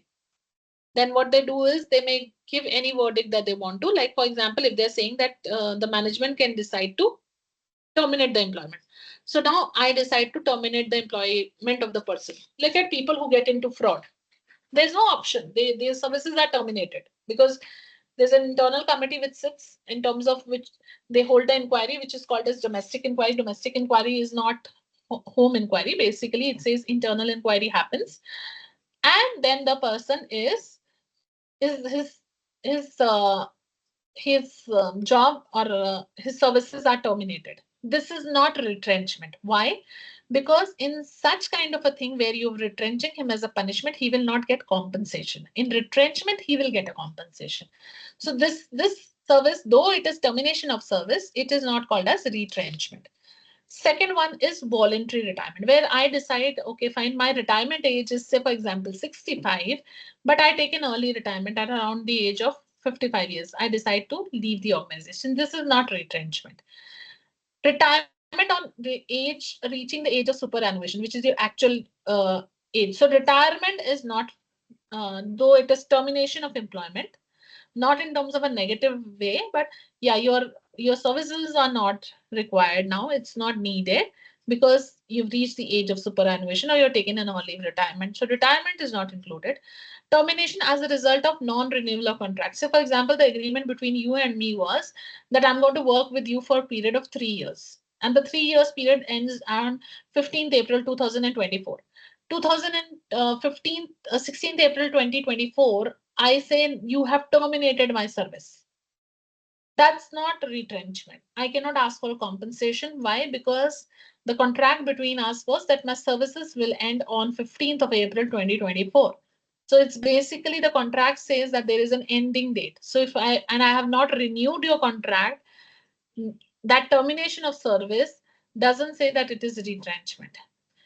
There is a possibility that probably say for example, I'm a driver and I'm a bus driver, like the state road transport corporation. I'm a person who's a driver. And because of something, I've injured my eyes and I have a very defective eye vision. I do not have a strong eye vision. My job is to drive. I need a good eye vision here. So my ill health, because of my ill health, the company says that no, you cannot work with us. This is not retrenchment. Okay, this is that termination that your services are not needed because you are not healthy. You have an ill health, and that health issue is creating problems. See, like for example, a blood pressure may not have an issue per se, a diabetes may not have an issue, but you're working on work which has to have certain things like motor skills, eye skills, and things like that. Then in that case, you can terminate the employment. Some companies, what they do is they put them in some other roles which is not related to their core now. May not be a driving, they may be put on some other roles in the organization. Then it is not retrenchment because you've not, that it's not even termination because you have not terminated the service of the person. So these are the reasons of non reasons for retrenchment. Now, what would be retrenchment? When you terminate the employment of the person due to any reason, but except this. Any reason can be, say for example, you do not have project and you have terminated the employment. The one that we see layoff, this one is retrenchment. When I do not have enough project, I have terminated the services of the employment. This is called as retrenchment. I have excessive manpower. I have a surplus manpower. So I have terminated employment of some people. I am being cost conscious. I want to become a thinner organization. I want to work on my costs. So in order to work on my costs, I'm going to terminate employment of some people so that I'm able to save costs. All these three reasons that I talked about is retrenchment. Okay. The others are not the reasons that the examples that I gave you earlier were not the reasons for retrenchment. Okay. This is what happens in retrenchment. Now, what happens when somebody is retrenched? The person is given a compensation when he's retrenched.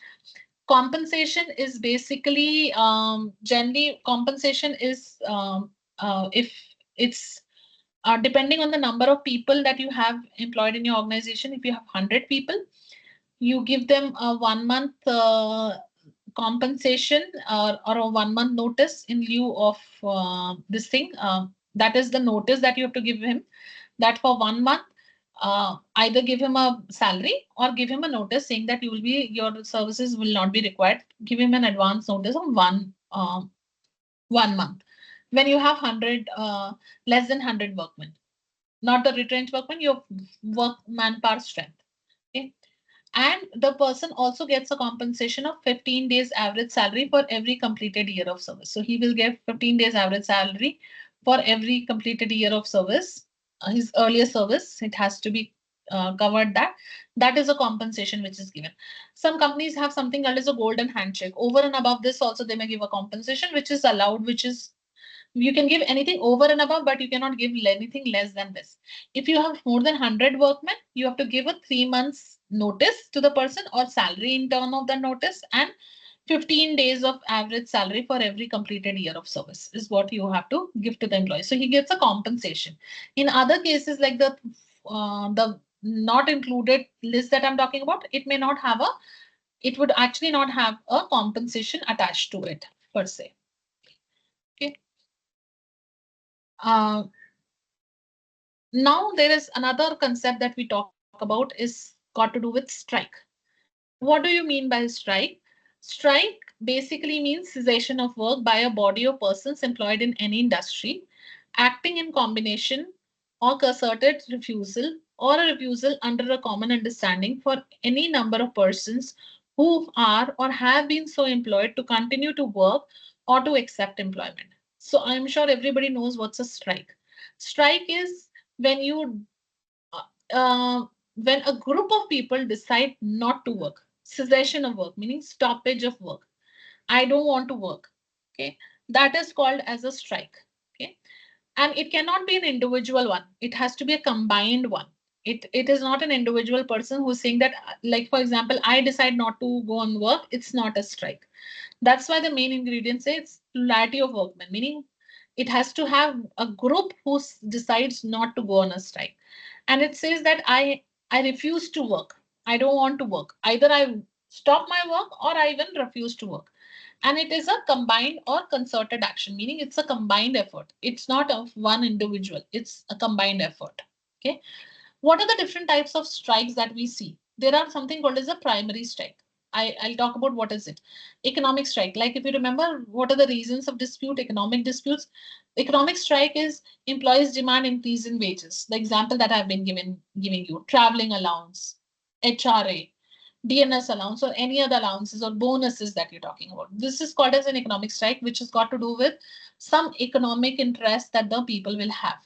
General strike is strike by members of all or most part of the unions in a region or industry. Like the banking people go on a strike. You must have seen doctors going on a strike. At times, the lawyers going on a strike. Like you remember, I talked about association, the lawyers going on a strike. Or uh, sometimes the pilots go on a strike. Okay, this is a general strike for a particular region or across. Stay in strike is where the workers are present and they work, but they keep control over production facilities. Meaning they are there in the work, but what do? They they will probably keep a control over the production. So meaning what they will do is they will come and work and they will keep a control over the production activities, saying that we will produce now, we will not produce tomorrow, and all those things. Slow down strike, it is a variation of the stay in strike, meaning it's not that they don't come to office. In some cases, they just don't come and report to the work, but they are outside your gate, or they may be inside the gate and then sitting on and not doing any work. Okay, the slow down strike is the variation of stay in strike. But what happens in this is whenever you're producing a product, say for example, you were supposed to produce 1,000 units of that product. Okay, or you were supposed to produce around, say, manufacture around 1,000 pairs of shoes. Okay, what do you do in a slowdown strike is you slow down the production. From 1,000, what you do is you would probably produce around 500. You reduce the production. You say, I'm going to, I will, this is like, so you can't even call it as a strike because the workers are coming and working. So you can't even deduct their salary. So here what they're doing is smartly they are underproducing the product. They are producing less number of products and it's impacting your output rate. Work to rule, employees not formally on strike but strict adherence to rules can have a retarding effect on productivity and quality of service. So they will say, okay, fine, we were only supposed to manufacture in a day, our agreement is 100, I'm going to only do 100. Even if I'm able to manufacture around 200 units, which I generally would do when I'm not upset, I decide not to do it. I say I will only do what is related to the rule. I'm not going to do anything beyond the rule. What they will do is, if you ask them, if they say, for example, I'm a you will see this very often in a automobile. Why I'm giving examples of automobile? There are multiple examples here.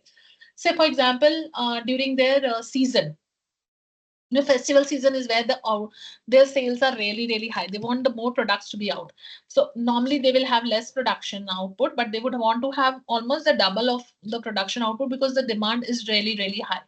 And these days, if you see, customers do not have time to wait. They don't like long waiting period. If there's a long waiting period for your car, they'll go to the competitor and buy a car from there because it's easily available. They don't have too much of a patience. So in this case, what happens is the company wants them to produce more, or on a general basis, it would be 50 cars that they are producing. I want them to produce more cars. So if the workers are not happy with certain things, some demands that they had raised, say for example, the wages related demand only, what they'll do is they'll do a work to rule kind of a agreement. They will not manufacture more for you. Now, but I want a more output. So what I do is I call the contract people to do it. But the workers will again create a ruckus that why have you called the contract people to work when we are not working? So they may threaten them also. So this is something with some kind of a manifestation that they do in terms of a work to rule. The secondary strikes that we see most of the time is these are the primary strike where you see some kind of an action happening, some kind of an activity happening. Primary strike is this. The secondary strike is sympathetic strike. One example is when workers of one industry or unit go on a strike in sympathy with the workers of another unit or industry who are on strike. Like for example, my company, my neighboring workers also, they they also say that we'll go on a strike because we are doing we want to show our solidarity towards them. If you remember, I said that politicization of the unions. Say, for example, we both, the neighboring union is affiliated to the same union that we're talking about, Union A, we are affiliated to. Then in that case, to ensure solidarity, I may also go on a strike saying that this is not because I am facing problem in my company. What I'll do is I'll come and join hands with them after completing my work in my industry. I'll come and join hands with you, sit with you on dharna and all those things, so that I'm trying to exhibit that I am also being a part or being with you. Boycott, the workers may decide to boycott the company by not using the products or by making an appeal to the public in general. We've seen boycott. I'm sure everybody knows it. What does boycott mean? Sometimes you say that you want to boycott this product. Something happens, and some we have seen a lot of cases where people had said, okay, let's boycott this product, let's boycott their product. All those things. Look at when something happens in the political, we may boycott products of a particular country also. So this is, you're not doing strike, but you're encouraging people to boycott their products so that it gets impacted. They face the brunt of it. We have seen a lot of things where the boycott of a particular place happened. Boycott is a simple example. We have seen in Maldives what happened. The general trend amongst the country was to boycott that as a destination, as a holiday destination. And then there was Lakshadweep, which was promoted more. So same way, in the same case, boycott also works in terms of a products as well. Geraw, where people come together and blocking the exit of the management. They just try to form a group and they do not let them go out and in. It's just that a pressure kind of a tactics that they try to do. This is not a strike, but this is a secondary strike per se. They're not happy. After office hours, they come and they do not let you go out of the office. They block your way. At times, Gherao, if it is not handled well, it may turn out, because it's a mob mentality, it may turn out to be a violent activity also. It becomes a little difficult to handle then. Fourth one, I'm sure most of us knows, band. When you say that you closed it for a particular day, it generally says that the public has to stay at home and all those things. So it's agitation against certain thing. It can be against any body or any group of people. So these are certain strikes that we may see in the workplace. What are the management actions to counter strike? What do they do to ensure that the strikes are not happening? Is they have their employer associations. These employer associations like FICCI, CII, they try to put pressure on the on the trade unions to call off the strikes. So these employer association comes together and they try to ensure. If you remember, trade union, I did say association of employers also as a party. So they try to impose some kind of a restriction and try to say that, call off the strike or stop the strike. Let's get into discussion. So they try to, these are neutral people who get into picture and try to resolve the strike. Lockout is a situation where the company, meaning the company, decides to lock down its business temporarily. Like on the strike, they do not come to office. The company say, we are locking out our business, we are closing down our business, I don't want to. Say for example, workers are going on strike and somehow they become violent. Okay, this happened in one of the companies, automobile company. This workers were getting very violent and all those things. The company said, it's creating a lot of problems, so I'm going to stop my business for temporary period of time, 1 month, 2 month, 3 month. They say that, okay, fine, we're going to stop our business, we're going to lock out our business. You do, meaning we're going to shut our business. We're not going to close our business, but we're going to shut our business for a temporary period of time. This is a way of putting pressure on the workers to call off the strike. Termination of service, the employers may also resort to suspension or disciplinary action against leading termination of service of those workers who are strike. So at times they may decide to terminate the employment, but they have to do it legally. They have to go through a legal process to, in order to ensure that their the termination of service doesn't cause any problem to them. Okay. Now, this is the last part where we talk about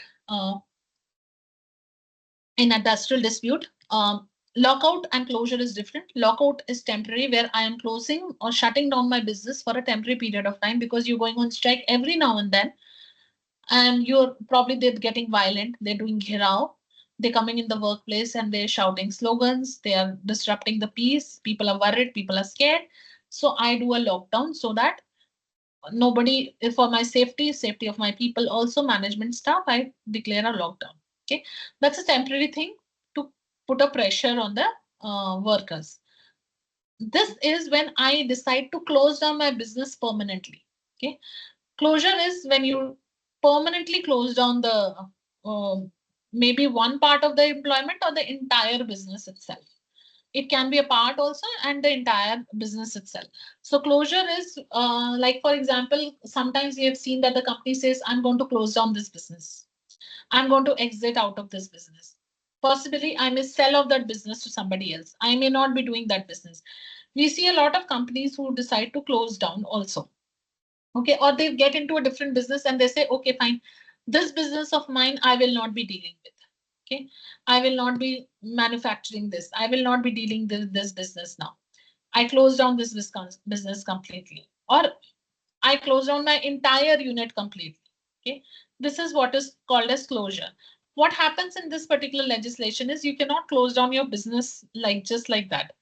If you have uh, if you have a workforce of 100 and more people, if you have to close down your business, you have to take permission from the government.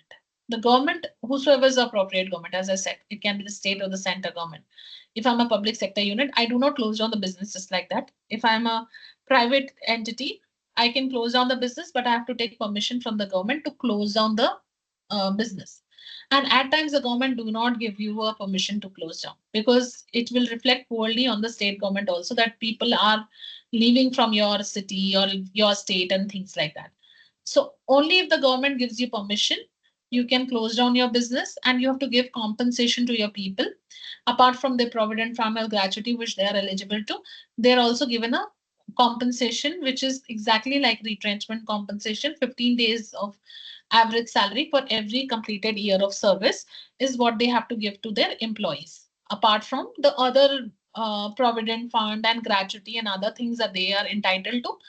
They are over and above, they have to also get the closure compensation from the employer. So this is what happens in closure also. And if, as I said, if you have 100 or more workmen working in your company, you cannot close down your business just like that. You have to have a government permission. If the government denies that we are not going to allow you to close down your business, then you cannot close down your business. So what you can do is you can probably have, you can ask people not to come to work. You may not be able to give salaries. That's a different story altogether. But the government may say that you cannot close down the business. They may try to form or find out ways of handling that particular situation in a better way. So this is what we have discussed till now. We have, as of now, we have completely looked at, we have finished with Industrial Dispute Act. In just a quick recap of 1 minute, what we have done till now in the Industrial Dispute Act, we looked at the definition of industry. We looked at what is an industrial dispute. We also looked at who is a workman. This is what constituted the first part of it. Then we looked at how are disputes resolved. We looked at the works committee, the courts of inquiry, conciliation officer, boards of conciliation, and the courts. That's the labor court, national tribunal, and industrial tribunal. We also looked at what is an arbitration and adjudication as the other part of it. Then we moved over to different concepts which is related to this in terms of layoff. What is a layoff, and when is a layoff, or how is a layoff different from what we know of? Then we looked at retrenchment. We also looked at what is strike and different types of strikes. And then we ended with what is closure. So with this, we are ending with Industrial Dispute Act. So let me just stop the recording, please.